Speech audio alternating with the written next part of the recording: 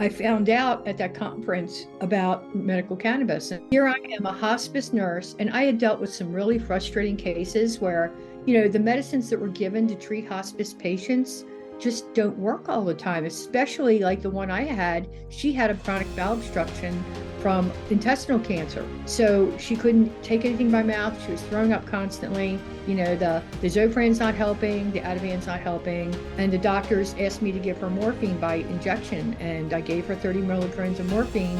And I could tell that she wanted to wake up and talk to her family.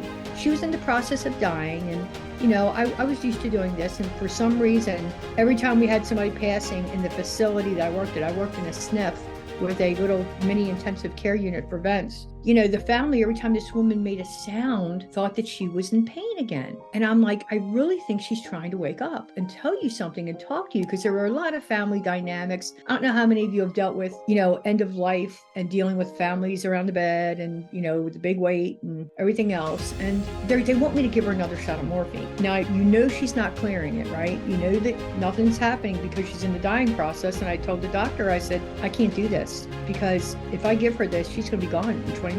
So I went roundabout with the doctor, and next thing you know, I lost, and I gave her the injection, and she was dead in 20 minutes. And I walked out that night and I'm like, I can't continue this way. I just can't. I had been through breast cancer myself. I'd watched, the suffering of other cancer patients. And this is before I knew about medical cannabis. So I'm sitting there at the conference and I learned the history of the bigotry and the racism and everything that started it. And it just made my blood boil. It really did. And I took one look at my husband and I said, I've got to do something about this as a nurse. Well, it just so happened, who was running Patients Out of Time back then, she called all the nurses present at that conference to lunch that day. And she said, we're going to have a hoedown. We're going to have a talk about medical cannabis and nursing. And that day is when they actually formed the very first cohort of the Cannabis Nurses Association. They'd been speaking about it for years ahead of time, like about 3 years ahead of that, where we had this guy, and he was a very thin, very sweet guy, but he was going through a transition into a female. And this was 12 years ago, before it was even a thing, right? So had lost his license because he was helping people with medical cannabis. And that is what got the whole conversation started about, we need an association to protect nurses that try to help patients utilizing cannabis as a therapy. So, she formed a board, and that was our first organizational board. I was elected to the board, even though I knew nothing about it at the time. But I guarantee you, like the rest of you, once you find out, you kind of dive, I think, headlong into the whole cannabis nursing world. So we ended up forming a group of medical professionals and other professionals. We had professors, we had doctors, we had nurses, we had like 82 people at one time. That last meeting we had was like 80 some people. And, we just wanted to go and do outreach before outreach was even a thing, before our program was even up. So, I just was like, there's got to be something we can do as professionals, as medical professionals, to make this garbage of this rhetoric of prohibition stop. I've advocated for those less fortunate my whole life. Before I ever found out about cannabis, I was actually one of the first people in the entire state to have their own residential assisted living facility. I helped the state write the original regulations for assisted living way back in the 1980s. Because when I was raising my children, I was very young when I had my kids, and I had no college education back then.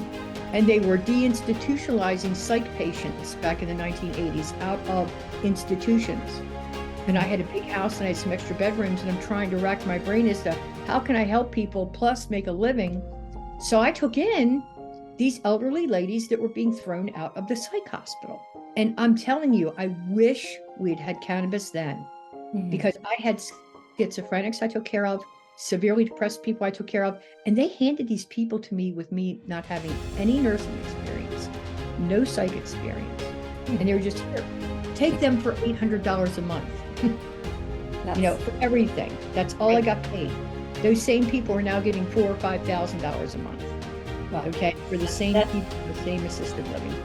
As a mom, you try to do everything, because my ex-husband was an alcoholic, and I tried to do everything myself. So this is what happened.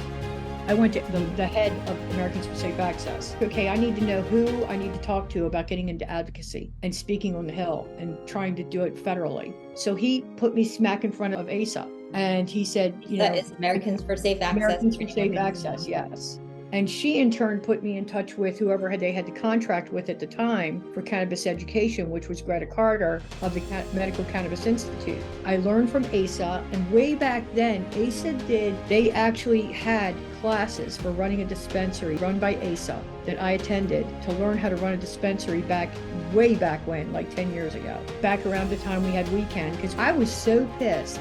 Because when we were doing our advocacy in the beginning, and I remember going to commission meetings, we have recommending doctors going out there who know nothing about cannabis, okay? All they're doing is signing on a dotted line. Back when we were first starting to get the doctors recommending and things, and I said, doctors need to have a quantitative 4-hour course at least, have some experience with cannabis before they go writing these recommendations.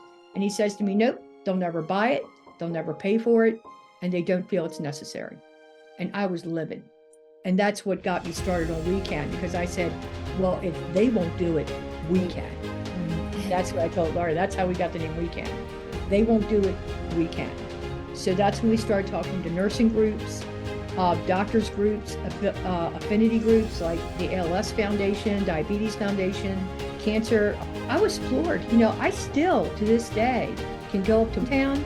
The year before they got their cannabis program, I spoke to the nurses 5 years in a row, and I asked them, how many of you know the word cannabis? And nobody raised their hand. They knew pot, marijuana, grass, they did not know what cannabis was. And I was floored, because I'm like, really? Are you all under a rock? If you find these conversations empowering, then you may want to join us in the Highline Tribe. We are a community of nurses and healers who are seeking alignment. Try the tribe today for a step towards a transformative journey towards wellness and knowledge. See you on the inside.